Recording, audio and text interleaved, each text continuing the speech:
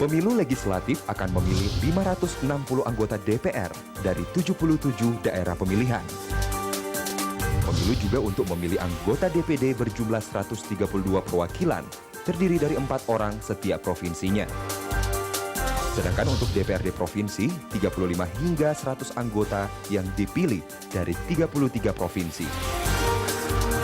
Dan untuk DPRD Kabupaten Kota, pemilihan umum untuk memilih 16.895 kursi di 2.102 daerah pemilihan. Ya baik, terima kasih Anda masih bersama kami. Saya ke Mas Heri. Mas Heri, berbicara tentang ketokohan dari masing-masing partai, ini Anda melihatnya bagaimana? Apakah Jokowi masih figur yang paling kuat ini dilihat oleh masyarakat atau bagaimana? Sampai hari ini, magnitudo terbesar pemilih untuk terkonsentrasi untuk memilih partai politik itu masih ditentukan oleh figur tokoh.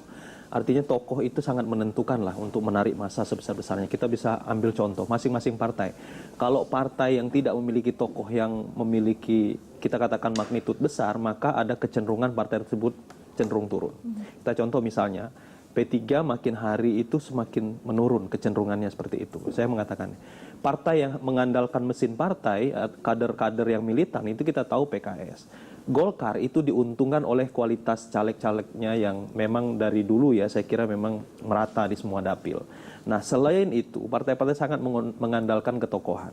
Nah, menurut saya, di PDIP, dengan munculnya fenomena Jokowi itu kan generasi keempat, ya, setelah Bung Karno, kemudian generasi berikutnya Pak Harto, generasi ketiga adalah Gus Dur, Megawati, dan sebagainya. Nah, jadi ada dua jualan nih dari sisi marketing politik. Yang pertama adalah sosok Megawati yang memang masih berpengaruh di PDI, lalu yang kedua adalah sosok Jokowi yang muncul sebagai generasi keempat, generasi mudanya di era pemilu sekarang. Nah, menurut saya mestinya kalau dimaksimalkan oleh PDI, mestinya PDI bisa betul-betul meraih lumbung suara yang besar dalam pemilu ini. Ya. Nah, tadi saya sependapat dengan Mas Godori, ternyata begitu Jokowi diusung, itu tidak maksimal disosialisasikan. Nah, ini kita tahu. Padahal Jokowi itu sampai ke wilayah-wilayah pedesaan, itu masyarakat tahu. Jadi waktu pemilihan DKI Jakarta, kotak-kotak simbol Jokowi itu memang menyentuh sampai ke masyarakat di semua wilayah di Indonesia. Artinya apa? Kalau kemarin PDIP itu bisa memaksimalkan itu, saya kira memang ini menjadi sesuatu hal yang luar biasa bagi PDI untuk memenangkan hari ini. Oke, baik. Ini kita tahan sejenak dialognya karena ada informasi terbaru dari Timika Papua ini di mana terjadi kericuhan pemirsa dalam pelaksanaan pemungutan suara yang ada di Timika Papua. Sejumlah orang mengamuk dan merusak kotak suara. Untuk mengetahui informasi selengkapnya kita sudah terhubung melalui sambungan telepon dengan kontributor Berita 1 Timika, Muhammad Tahir. Ya, selamat pagi Muhammad Tahir. Ya, selamat pagi Muhammad Tahir. Ini bagaimana jalannya pemungutan suara setelah adanya kericuan? Apakah memang benar terjadi kericuan dan seperti apa kericuannya?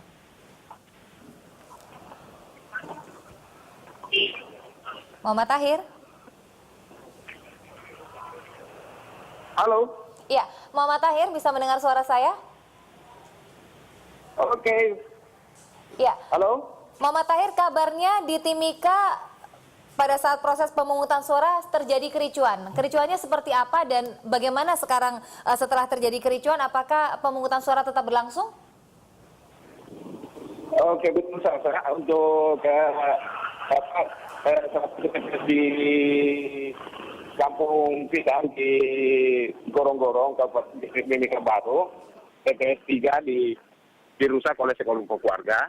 Nah, untuk kotak suara untuk DPRD Kabupaten Kota dirusak sementara dan untuk kotak suara DPD sampai saat ini masih dicari oleh pihak kepolisian karena kotak suara tersebut hilang entah dibawa oleh sekelompok warga tersebut. Sementara untuk suasana di kampung tersebut sudah mulai kondusif. Sementara untuk Sasa, halo? Iya. Iya, kami masih mendengar suara Anda, Muhammad Tahir. Lalu bagaimana dengan proses pemungutan suara? Apakah tetap berlangsung, dialihkan ke daerah mana atau bagaimana? Untuk sementara, untuk proses pemungutan suara, sementara masih menunggu dari pihak KPU dengan Panwas. Karena sampai saat ini untuk kotak suara DPD yang hilang masih dicari oleh pihak kepolisian. Baik. Sudahkah Anda mendapatkan informasi apa latar belakang terjadinya kericuan itu? Bagaimana, Sasa?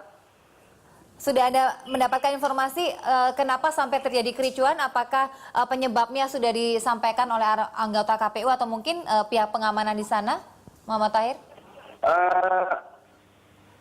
Ini belum, sampai saat ini belum diketahui motif pengerusakan kotak suara ini, tapi namun diduga dari beberapa warga di sekitar bahwa adanya pergantian ketua PPS yang dilakukan oleh KPU 3 minggu yang lalu.